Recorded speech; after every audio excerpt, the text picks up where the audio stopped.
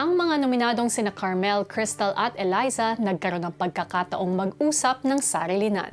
Simula talaga na nabuo yung grupo natin. Kayo na lang yung nasa isip ko. Ikaw, Marco, Anton, Heath.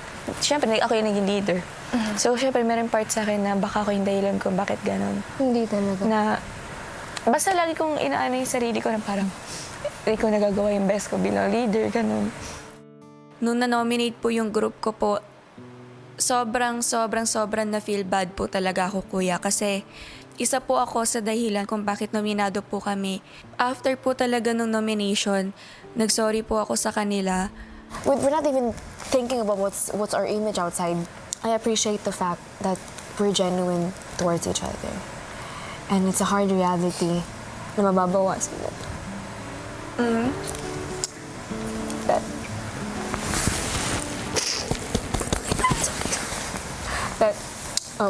one of us is gonna leave. But I'm gonna carry all the memories that they make. Improve for me, for us. And give us a reason for you to stay. Don't ever think that it's your fault. That's why we're here. Kasi hindi. Hindi. At kahit saang aspeto, kahit saang sulok ng boxen, hindi. Period. ... Hindi ako naguguntay, ha? But you know, it's gonna happen. I just want you to know that mahal na mahal kita. Mahal na mahal ka namin. Hindi ka lang good leader, pero mabuti ka kaibigan. We fight because of you. So stay strong, kasi kailangan ka ng pamilya mo. At madaming tao nagmamahal sa'yo. Masakit, kuya, syempre. Because I think the three of us here are the realest people in this house. At the same time, hindi rin kami takot na pagsabihan yung bawat isa. Kasi yun naman yung real friendship, kuya. Sinasabi namin sa isa't isa na, I don't know how I'm gonna function here. I don't know how I'm gonna survive here without you. But, ang sinabi ko po is, gamitin namin yung bawat isa, tsaka yung isa ang aalis sa amin as a motivation to be strong and ipakita kung bakit nga ba kami andito in the first place. Gusto mo bang manatili o handa ka nang umalis? Siyempre, kuya, I'm thinking of my family. I'm thinking of everybody who believed in me and who supported me. I really wanna stay, kuya.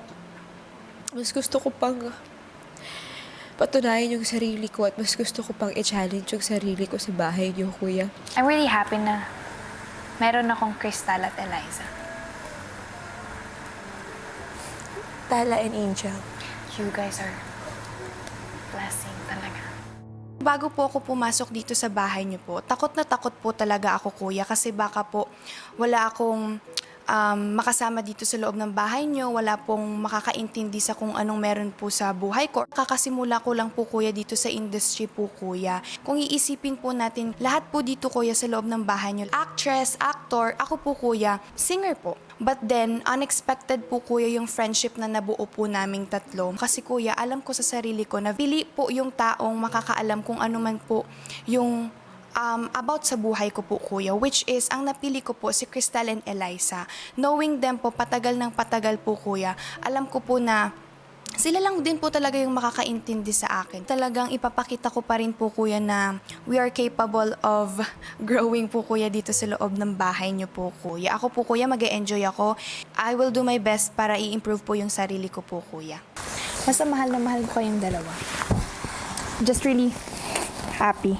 Yung plan ko po talaga sa mga susunod po na araw is masusubukan ko po talaga na makipag-usap po sa mga ibang housemates.